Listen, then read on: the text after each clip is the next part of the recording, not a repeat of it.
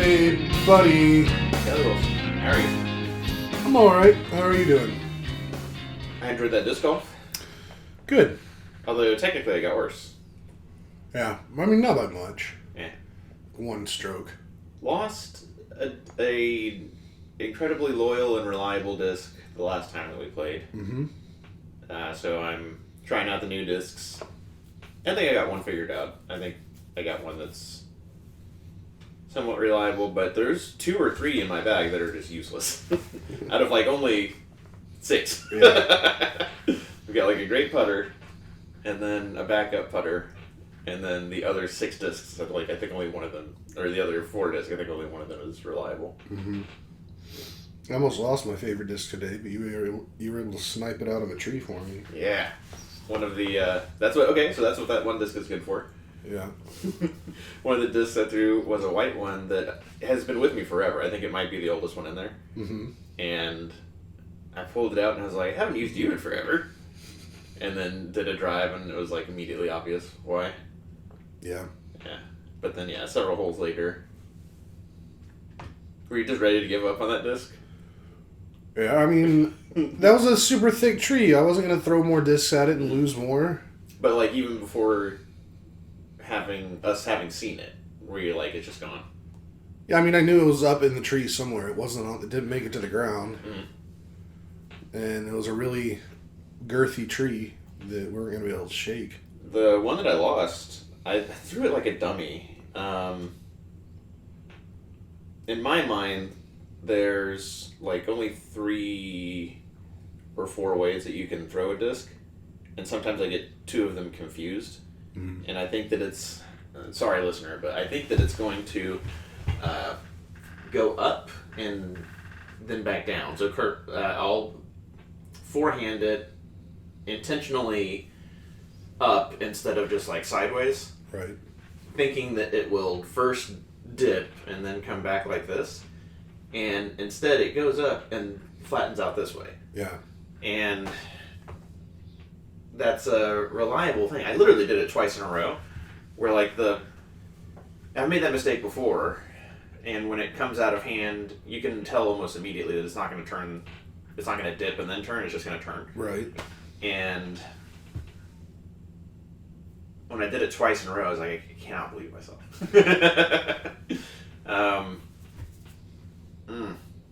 Anyways, the one that I lost, I threw it wrong and it came straight down. Yeah. And I also think that it was just in the trees. But like when you said that you thought it was in a tree, I like literally took one step back and just looked up, and it was a bright green disc. Yeah. I was like, all right. And then I have like 3 discs that I don't care if I lose at this point. Yeah, the thing is about 20 feet up in the air, and just your first shot, I did nail it. You nailed it dead on. Both discs came down right away. Mm-hmm. So that was pretty cool. Yeah. I still love that course. And I'm finding like something, Ash is obsessed with the bird watching app, or the bird watching generally. Yeah. She just got binoculars. Some knocks. Yeah.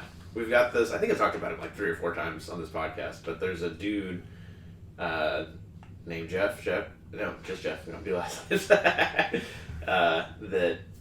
I think has been a client since we lived down south. Wow. Yeah. Does that make sense? I'm trying to think of how. Yeah, I think it goes. Or no, maybe he was going to Kilter, the gym that's in Lamar, that became Ash's new gym. And then he lives in Pflugerville, we live in Pflugerville, so he just started coming to the house. Mm-hmm. But he's been like a surrogate father, grandfather sort of figure. Mm-hmm. Because he helps, like, he's got a truck, he's had, I don't want to talk about, like, his medical issues, but he's had, like, back stuff, shoulder stuff, and of all things that I love about Ashley and how she does what she does, I like that so many of her people that she helps with, like, have issues like that, that, like, other personal trainers would probably be making them do stuff they shouldn't do. Yeah. Yeah. But Jeff's the greatest. When we first moved in and needed mulch and to just plant plants, he was a big part of that. Got her binoculars. Mm-hmm. And we went out yesterday, like after I came home from work, Mm-hmm. and just went out to the fields, and just like we're listening for birds on the app, and then taking the binoculars out and looking at vultures and hawks, however far away, like up in the sky. And so the thing that I like about the course this time, like I'm seeing it through that lens of there's so many birds, so many like bird songs, and then the amount of birds that are just flying around at any given time, and sometimes like literally doing orbits around us Yeah. is it's pretty nuts. Saw some buns. Definitely saw some buns. Weird in the people traffic department is that it seemed like there was nobody out there, but there were several groups of 4 just like roaming and wandering around, and we like almost never ran into them. But then like randomly there'd be like 3 or 4 of them in front of us on different holes, but there were so many people in there and just like didn't even notice most of the time. Yeah, I mean, because we got out there early, there's barely anyone out there to start, and I think we got through it the first 9 without really seeing anyone else, maybe one person. But then the way the course is set up, like the front 9 like takes you away from the parking lot, and the back 9 kind of brings you back. So there's like crossover. So all the people that got there like an hour after we did, they were all passing us as we were going through. I think it's a sign of a healthy neighborhood or community or whatever, that it's just like multi-generational groups. It's like just healthy males, but then also that there's like a family at one point. There's like real wholesome stuff. Everybody having a good time. A little too good of a time. Yep. That sounds like about the end of the disc golf talking.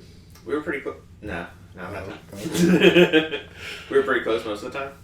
For the first 8 holes, we were tied, and then it all fell apart. Wow, okay, yeah, That's what usually happens. that's much closer than I thought. That's what usually happens? Yeah. Okay. It all starts on hole number 9, I think it is, 8 or 9. That first real long one. Mm-hmm. Yeah.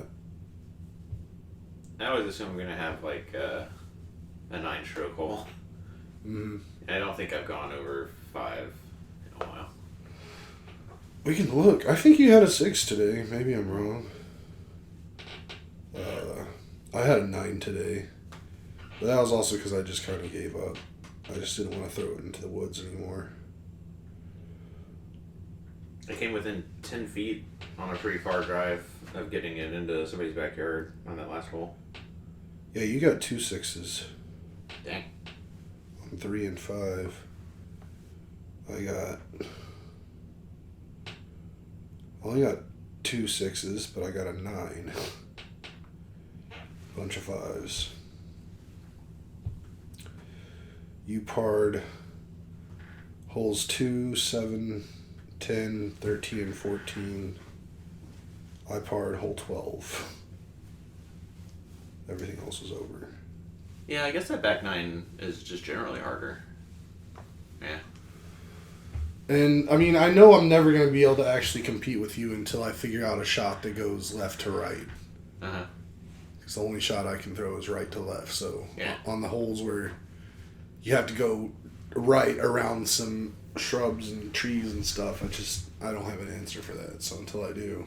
Sometimes you do it so masterfully, it's like cool to see it come off the hand. Mm-hmm. And then sometimes when it is left to right, I know 100% what you're saying, but somehow it looks like you kind of pull it off, or like you do the best that could be asked for without actually having that Right. throw. And I'm impressed with it. I mean, it's hard because, like, if I turn over my backhand diagonally, it'll go left to right, but then it'll straighten out and go back to the left. So on those It's not a left good to long rights, like, Yeah. if I do it just right, I can put it down as it's about to turn back left, but then that's like half the distance of a potential throw. Yeah. I've seen some of those. Yeah.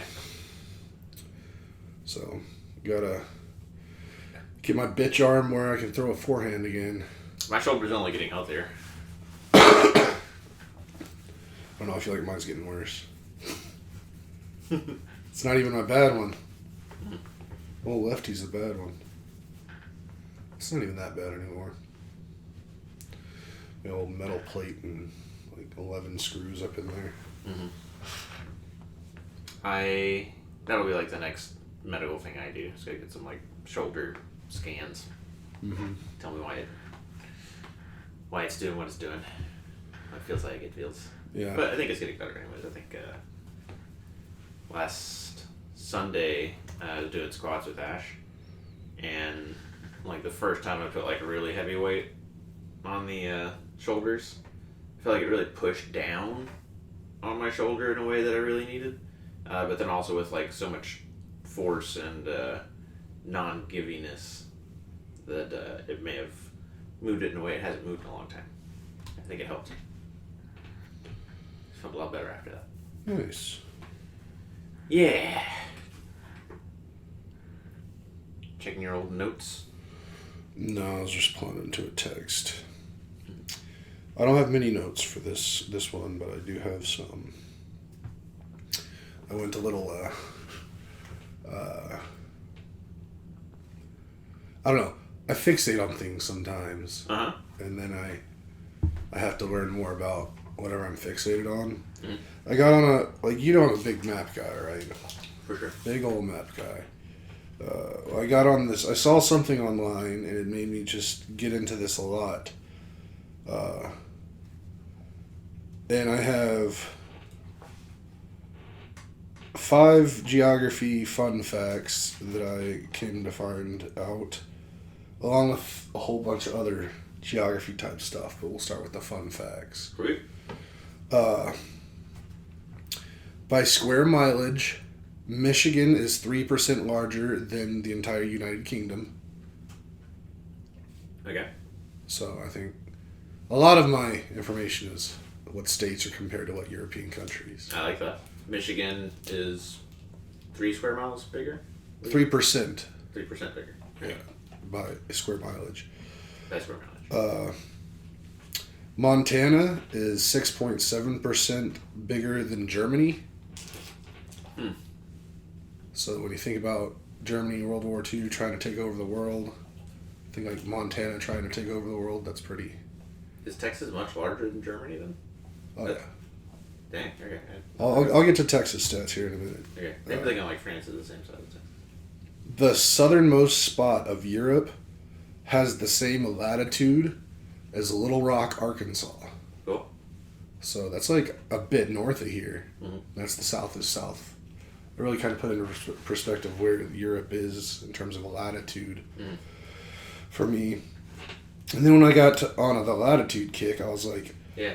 Well, what place around the world is Austin on the same latitude as? I'll tell you where.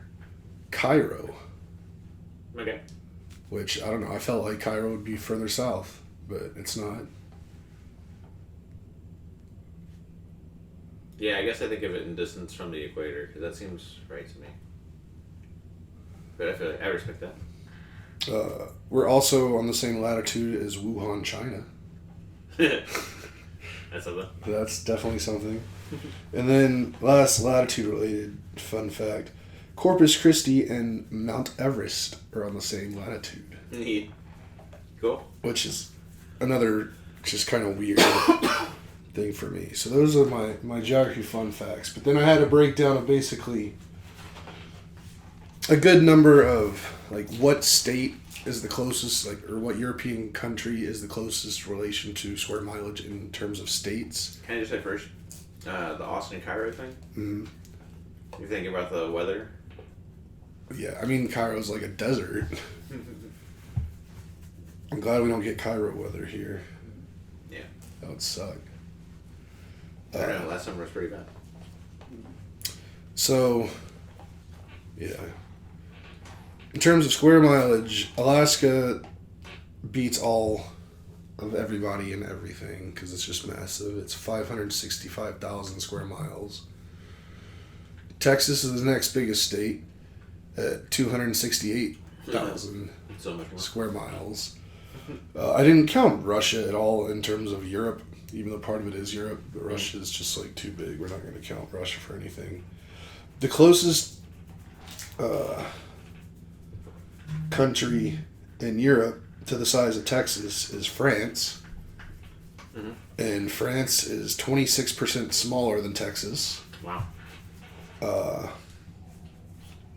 And then apparently Sweden is like the third biggest country in Europe, if you don't count Russia. Like France, square Germany, miles. Sweden? Huh? Like France, Germany, Sweden? No, France, Spain, and Sweden. And then Germany's even smaller, and that's close to Montana. New Mexico and Poland are basically they're like 0.7% different. Italy and Arizona are 2% different. Romania and Italy and Arizona. Nice. yeah. Which honestly, I thought Italy would have been smaller, but I think of it as big. Yeah. it's a long boy. I guess I also think Germany is much bigger than it is. Mm-hmm. Romania and Minnesota, about the same size. Mm-hmm. Louisiana and Greece, basically the same size. Check it out. Ohio and Bulgaria. Indiana and Hungary, basically the same size. Maine and Austria. Yeah, I like that. So South Carolina is 18% larger than Ireland. Yeah. Ireland's 27,000 square miles, so... Most of these feel right. I guess in my head I think of Italy and Germany specifically as being much larger than they are. But yeah, basically you could fit 10 Irelands into Texas. West Virginia and Croatia, about the same. Maryland and Belgium are about the same. New Jersey and Slovenia. I didn't realize how small New Jersey was. I thought it was bigger. I mean, I didn't think it was a big state, but I thought it was bigger than it is. It's only 8,700 square miles. It's weird shaped. Connecticut and Cyprus. And then Rhode Island, our smallest state, is 55% larger than Luxembourg. Yeah. And then the smallest place in Europe is Malta Okay. at 122 square miles. Alaska is 4,634 times bigger than Malta.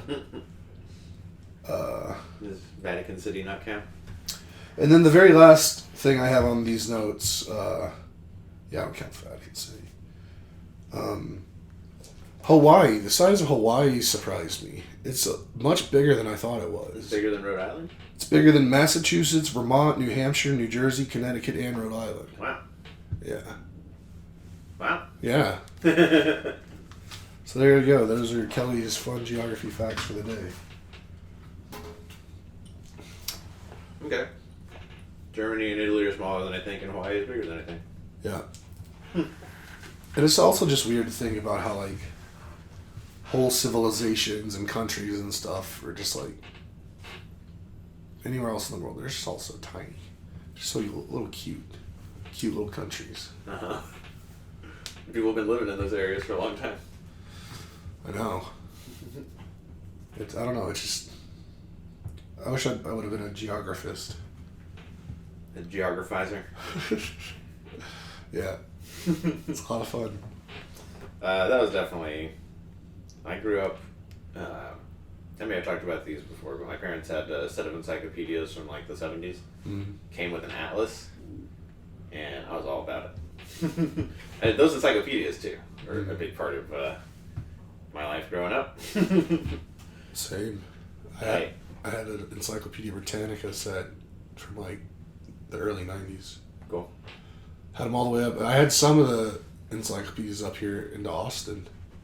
I don't think I have any more anymore at this point. I want to say it was the 70s. It might have been the 80s. It might have been 70s, though. I want to say it was 1975. Because I remember I was looking up, like, Vietnam and stuff. Mm-hmm. But for a while there, I was just, like, reading everything I could possibly read. To the point where I literally got to, like, encyclopedias. And, like, the World War II stuff and World War I stuff. That's my train of thought. Maps. Yeah. Encyclopedias. Yeah. When we were looking around here to find a house, no, not around here, in Houston, from like one part of Houston to Imperial Oaks, where we ended up moving. Mm-hmm. I don't know if it was that time though, but when we were looking for a house around that time, I was literally taking encyclopedias like with me to like read them in the car. It's insane. You're a nerd. Yeah. Oh, I know what I was going to say. Nerd alert. Because of that, I know my mom, like my parents knew that because obviously they were driving and whatnot. What they didn't know, or maybe they did, is that I didn't understand that the Cold War had like ended, and that there wasn't a Soviet Union in like the year 1997. I don't think I learned it until like 1999, honestly, because I was so much into those encyclopedias and wasn't watching cable news, wasn't into current events beyond like the current events I was into. Right. I was much more into like books and riding bikes and girls. And when I found out the USSR wasn't a thing anymore, I had to like find encyclopedias that weren't from the 70s, 80s, and be like, oh wow. And find out about like 1991 when I was like 6 that all came to an end. Right. Yeah. So there was positives of, like, I definitely learned a lot reading all the encyclopedias, but then also what happens when you do that and it's from like 20 years ago, 20 years ago, I guess is what it was. That's silly. Yeah. Nerd. Oh, I read so much, Kelly, and just so quickly was like, I can never read again. As soon as podcasts and audiobooks, as soon as podcasts became a thing, it's like I never need to read again. Like, I don't need to read the Times or I don't need to read Time Magazine or New York Times or whatever. I'll just get what I want through podcasts. And I've gotten back into audiobooks, but I'm reading like a book over 6 or 8 months. I'm not like churning through them like I used to. Right. That was definitely just a switch that flipped where I was like, who has time? Who has time to do this? You just sit and read. Right. It's a luxury. I think it's decadent. Like definitely something you do on a beach when you're like intentionally trying to do nothing. Any other time it's like fold laundry, work out, do your fantasy stuff. But don't just just read a book. Yeah. Have somebody read that to you. Oh man. We humans are designed to have this much stimulation all the time. We're so not designed for like Don't get me started, Kelly. Okay. I take it back. So what else is going on? Weather? It's a house of cards, Kelly. All of this has been so unnatural for so long. It's like every year we add like another layer of preposterousness. Preposterous. Yeah. Yeah, don't get started on it. Go to the next thing you notes. Going to Costco after this. Good transition. Best possible pants. I love these pants. I'm wearing them right now. I think it's so wild you wear like khaki pants to play disc golf. They're tech pants or whatever. They're not. Well, I know, but they look like khaki pants. Yeah. Look But like Jim Harbaugh out there. I'm in the rough like all the time. I don't care if my arms get scratched up, but like legs would be constantly scratched up. I can like use my arms to keep from getting scratched up, but my legs would just be constantly getting scratched up. That's fair. We've been watching Righteous Gemstones. We started watching Fallout. Mm-hmm. Did you like that? It's alright. Mm-hmm. I mean, I'm usually not huge on video game shows, but it's one of the better ones, I'd say. Okay. I got, we already talked about bird watching, but it's almost mid-May, Mm-hmm. which means it's basically June. Yep. We typically commissionate in July. Wait, what? Do our commissioners meeting? Do we? It's getting close. Sometimes it's August. Sometimes it's August. But football usually starts in August too. Yeah. The first preseason game. I'm going to do my first fantasy football draft on June 1st. Like real draft? Yeah. Not a mock draft? No, like for money. Who does that? That is so dumb. I don't know why that angers me as much as it does, but it does. I'm not going to do it like every week, but I am going to do a June 1st and July 1st. And then I guess August 1st I'll start doing them weekly. You're a silly goose, Nate. Build my stuff up to 10 leagues. Who got us on the fantasy? Did you get me started? Did I get you started? How did it even start? It might have been me. I might have gotten it from college. I don't know. I just legit can't remember. Yeah. And I could see anything you said to me, I could believe. Yeah, because now I'm kind of thinking that it's definitely possible you're coming to me with it, and I was like, fantasy. What are you talking about? See, that sounds really familiar. Doesn't it? And the thing is, I know you've always been a Cowboys fan, but I never really knew you as a football fan until at some point after we started fantasy. Okay, yeah. So when I was a child in the Troy Aikman years, I was like, I liked it because it was on TV and family liked it and got excited for it. But then as soon as Emmitt Smith and Troy Aikman, and as soon as they were out, the Cowboys got like real bad real fast. Yeah. And I just stopped paying attention. I started watching it again in college. In like 2008. So all those years prior to that. And then we started fantasy shortly thereafter. Yeah. Football's the best. But I'm not sure if I want to say college football and like watching it live at TCU, like that was part of it. Because I remember being excited to watch football at TCU with everybody, like on TV, like in the NFL, I mean, as well.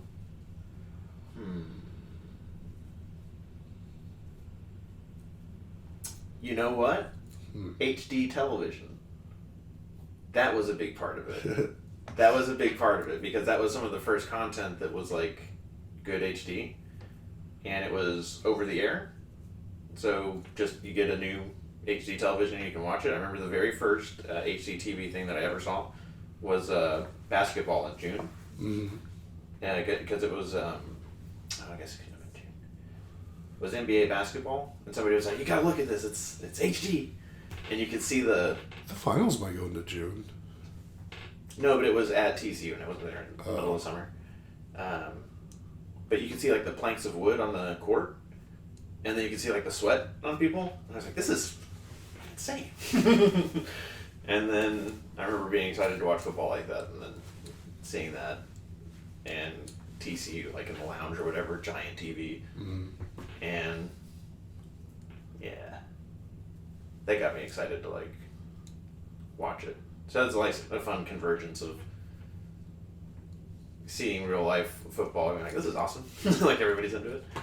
And then TV catching up to a point where it didn't look like shite. I definitely remember watching tons and tons of football games on the box tube SD TVs. And it's wild because I don't remember it looking as bad as it did. You look back at clips now, like even if you go back to like 2010, the quality just looks so much different.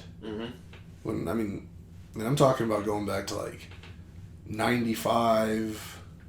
Yeah, it was even way different then. The TV that we have in our living room, the OLED, I changed the HDMI cable out of the computer from the TV that's next to it, which isn't. Whatever, it's thin, but the OLED is like as thin as you can, like thinner than the phone, thinner and that lighter. It's insanely thin. And it's so beautiful. And bright. TVs are great. But yeah, that's football. Mm-hmm. And then fantasy. We started our league in 2012, but I've definitely been playing before that. How long are you playing with your cousins? I think I started playing with you before then. Okay. I feel like... Ooh. Well, I don't know. Is the missing puzzle piece James Lyles? Because he was a part of the very first Tyrannosaurus Tex. I might have been playing with him in those dummies that he plays with. No, I don't think so. Because I remember James being... He was only in our league 1 year. Because we just didn't invite him back. But, He wasn't in year one? no, because I remember him... When he was in it, we were already here in Austin. Mm-hmm. And I remember the house I lived in, I think, during the first fantasy football season. And that was still in Houston. And that wasn't even the last house in Houston. I think he played many years at the beginning, including year one. And I think year one had a bunch of his people. I mean, that would make sense, because I remember, like, the first few years, it was, like, the only people I knew in it were, like, you and maybe James. Mm-hmm. And then it was just a bunch of other randos. Mm-hmm. I don't know. I don't even know if we can go back that far. I mean, We can. We've got it on the Tyrannosaurus Tex drive. It's in a spreadsheet. We can look it up later. I mean, I'm just curious, like... That would only go back to, like, 2012. Yeah, did we do anything before Tyrannosaurus Tex? Right. Like, I did. I definitely did, I think, for 2 years. But I'm trying to remember if I did. Like, when did Tyrannosaurus Tex start as a... 2012 is the year that it started. And I know that I've been doing it for a couple of years before that, so it's 2010. Well, I'm trying to remember where... Because if I remember correctly, we were living in the house that we had your... Bachelor party? Yeah. Yeah. That's the first house that I remember having fantasy football. 2010 lines up with that. Because we got married New Year's 09 to 10. So maybe 09 might have been the first year. Nice. And that, Something about 08, I was thinking might have been the first year I ever played. Maybe it was with my cousins. No, there's no way I've been playing fantasy for 16 years. Why? I don't know. That's just too long. It's 4 years longer than... It's 3 years longer than we've been playing ours, isn't Yeah, but that seems okay. it? I don't know. If it did start in 08, then it might have been a college contagion, because I graduated like May 08 and we were living together September 08. Maybe that's when I started with my cousins. Maybe because I... Last time well, no, that wasn't the last time. Like, really, the first time I saw them as not like a child that I was too young to remember stuff, was in 07, when my dad and I had to go up to Michigan because my grandfather was passing away. Mm-hmm. And that might have been when I got invited, when I was up there talking to him. It's nice. I stay in touch. A little bit. Yeah. I mean, I stay in touch with them more than the other side of my family, but still, like, I only talk to those cousins maybe 2 or 3 times a year, and it's always just during Michigan football season, for the most part. I'm just gonna see if... What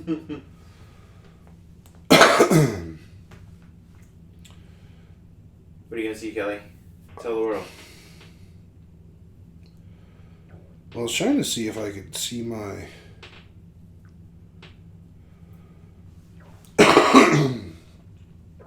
the league I'm in with my cousins. But it's not showing me any of my fantasy football leagues. It's just showing the basketball. Which wrong like that? I think I can still get on Yahoo. Yeah. I think I can still get to Tyrannosaurus Rex.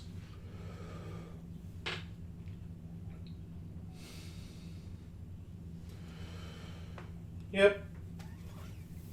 I don't know what's going on. First place, it's my DAC in a box. I think you have to go. I don't think it'll let you navigate there, but you have to know the URL. I just started typing Tyrannosaurus Rex and Chrome was like, "You mean this?"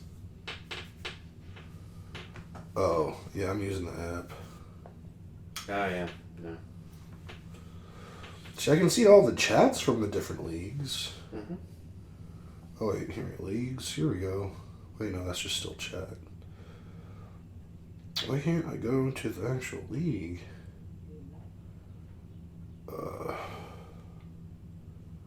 Alright, whatever, I'm done. This is not riveting content. Riveting content. I just did a Wordle guess. You still haven't gotten it yet? Mm-mm. What Thanks for taking me to the dealership. Oh, yeah, no problem. My mom will be pleased to know I finally got that recall thing done. And currently, my car is easy to break into. Mm-hmm. And just for however long, I've had 2 of that type of car in our driveway. Just nobody's ever messed with either of them. Ashley found out her car is old enough that whatever vulnerability doesn't apply to her car. Huh, nice. And then by the time I finally got around to doing it, it was like a month wait. And took care of it Thursday, and thanks for taking me to the car. Woo! That was fun. Oh, excuse me. Ash and I are gonna watch some football, probably watch some Star Trek. You have big plans for the day? Well, I'm gonna go hang out with my brother a little bit, maybe go get lunch with him. Oh, nice. And then other than that, it's either gonna be working on my baseball video game, or I'm gonna set up my flight sim and go flying. Sweet. Because I've been wanting to go fly for a while, but it's a lot of effort to like set it all up, because like the way this desk is set up now, I need this to be here, so like I gotta flop my computer and my monitor and then hook up the yoke system. I really need to get the rudder pedals. It's really not the same without the rudder pedals, but I'll do that here pretty soon. They're like maybe $180. Nice. But yeah. Might start watching Yellowstone. Oh man. Are they still making that show? Kind of. Mm-hmm. So they're on the last season. It's already been, I think, confirmed it's the last season. They aired the first half, and then they took a break before the second half. But then I think the writer's strike and other things pushed it way back. And then at some point, I think it was supposed to be released last November, but then that got pushed back to maybe like this coming November. Oh, wow. Or some other time. There's still, so as far as I know, there's still unreleased episodes, but not a ton. Like they're not gonna be. I don't think they're keeping going after this season. But I think they're at like 6 seasons or something. So it's a good amount of content. We'll sort it out by the time we get there. And I gotta say, the prequel shows are really good too. Like, But those are also still coming out, right? no. The first one, 1883, that's a one and done, 8 episodes, full thing.